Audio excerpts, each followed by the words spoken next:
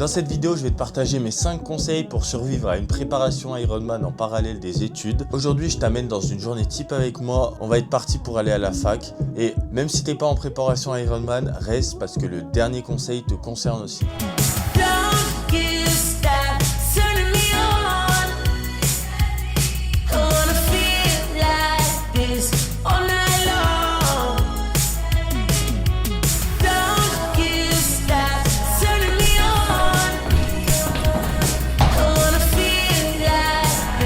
Je profite du trajet jusqu'à la fac pour te parler de mon premier conseil qui est utilise ton temps perdu. Dans nos journées, on a tous des moments qu'on passe soit en train de faire à manger, soit dans les transports. Et ce temps, on le gaspille souvent en écoutant de la musique, en scrollant sur les réseaux sociaux. Et ces moments-là qui peuvent représenter 20, 30, 1h30 dans nos journées, utilise-les pour t'éduquer.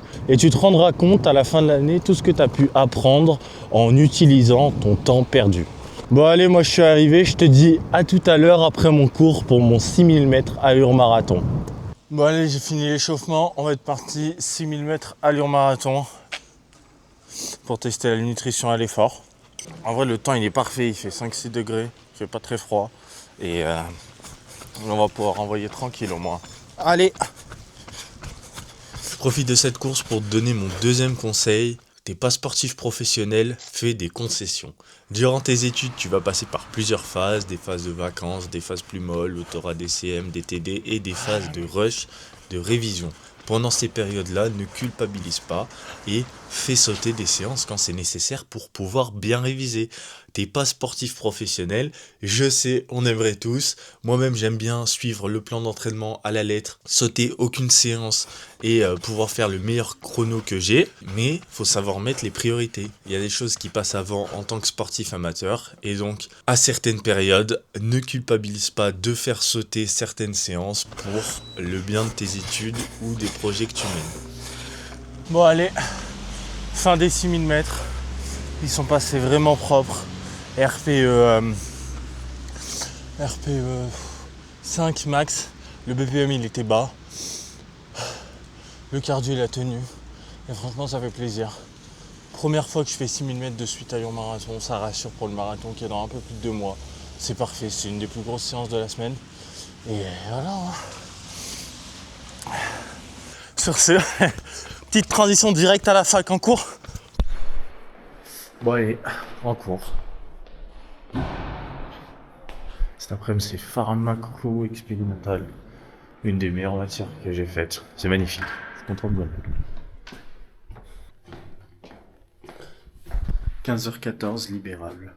Bon. Allez les amis, on rentre. Mon troisième conseil, c'est sois intentionnel dans tes actions. La préparation Ironman et les études, ça me demande beaucoup de temps dans ma journée. Et dans cette journée-là, j'essaye de passer le plus possible de temps en étant intentionnel dans mes actions. Qu'est-ce que c'est être intentionnel dans ses actions? Vous allez me dire, c'est d'être à 100% dans ses actions. À la fac, la majorité des gens vont aux cours magistraux, mais n'écoutent pas, sont sur leur téléphone. Et ça, c'est pas être intentionnel. Moi, quand je vais au cours magistral, ça me prend 2 heures dans ma journée. Ces 2 heures sont dédiées uniquement à écouter le cours et à en comprendre un maximum. Je touche pas à mon téléphone, je me mets devant pour pas être distrait et j'écoute à 100%. Sinon, t'es à moitié en train d'écouter le cours, à moitié sur ton téléphone, tu perds littéralement 2 heures. Et quand t'es en prépa à côté de tes études, ces 2 heures-là, elles sont quand même précieuses. Donc dans ta journée, fais un maximum d'actions de façon intentionnelle. Bon allez, il est quelle heure ? 15h41, je viens de rentrer des cours. Là, je goûte, je m'habille et on va à la piscine. On se retrouve directement là-bas.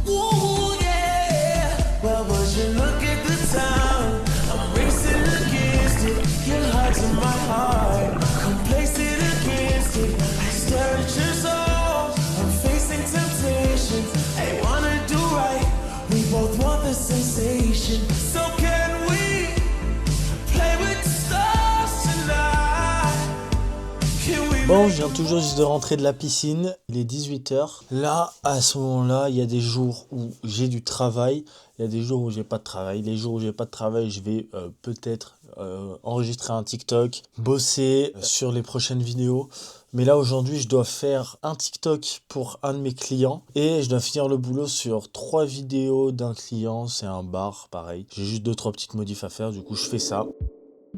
Si j'ai un conseil à donner à un étudiant qui sait pas trop quoi faire à côté de ses études, trouvez quelque chose comme ça qui vous anime et un projet annexe de vos études qui fait que quand vous allez rentrer de cours, le week-end, pendant les vacances, vous n'allez pas rien faire et juste attendre que les cours recommencent et subir la vie comme ça. Mais vous allez bosser pour quelque chose en plus et surtout ce quelque chose en plus peut potentiellement devenir votre travail ou une source de revenus parallèle. Si je prends mon exemple, moi, j'ai pu ne pas aller travailler à Carrefour, enfin faire le caissier, tout ce que vous voulez, les jobs étudiants standards, j'ai pu ne pas aller les faire parce que pendant ma L1, j'ai décidé de commencer à faire des vidéos et de là, ça m'a amené à être payé pour ça. Et en gros, le conseil principal, c'est n'attendez pas bêtement. Vous vous dites, oui, je suis en études, j'avance et j'aurai mon travail après. Non, bossez sur quelque chose en parallèle de vos études. Barcelone contre Copenhague. Le soir est toujours là. Cauchemardesque pour l'Olympique de Marseille. Oh. Maintenant que c'est l'heure de dormir, on a vu l'entraînement, les cours, le travail, mais un des trucs les plus importants aussi, c'est la récup. Si pour la récup, je devais vous conseiller un seul accessoire et surtout pour le sommeil, ce serait une lampe frontale qui fait rouge. Les gars, mes parents ils peuvent attester, je ne vis qu'avec ça le soir. C'est-à-dire que le soir, à partir de 22h, quand t'allumes une lumière en haut, bon là, dans ma chambre, je fais exprès, j'ai une lumière rouge qui réveille moins les yeux. Si tu allumes la grande lumière, tu vas te prendre un flash dans les yeux et ça directement, ça active au niveau de ton système nerveux et tout ça et ça va te réveiller. Donc ça va clairement arrêter ton processus d'endormissement. Et pour contrer à ça, à partir de 22h, je ne vis qu'avec ça. Et franchement, ça a été le meilleur investissement que j'ai fait. Je l'ai même pas acheté pour ça, hein. Je l'ai acheté pour courir de base. Mais clairement, meilleur investissement que j'ai fait. Donc achetez-vous une lampe frontale, ça coûte 10€ à Decathlon. Sur ce les amis, voilà. Je vous ai donné mes conseils pour les études, pour le sport. Les amis, si vous avez appris un truc sur cette vidéo, mettez un petit pouce et un petit abonnement juste en bas. On se retrouve la semaine prochaine. Entraînez-vous bien, courage à tous. I want you to leave, but you stay.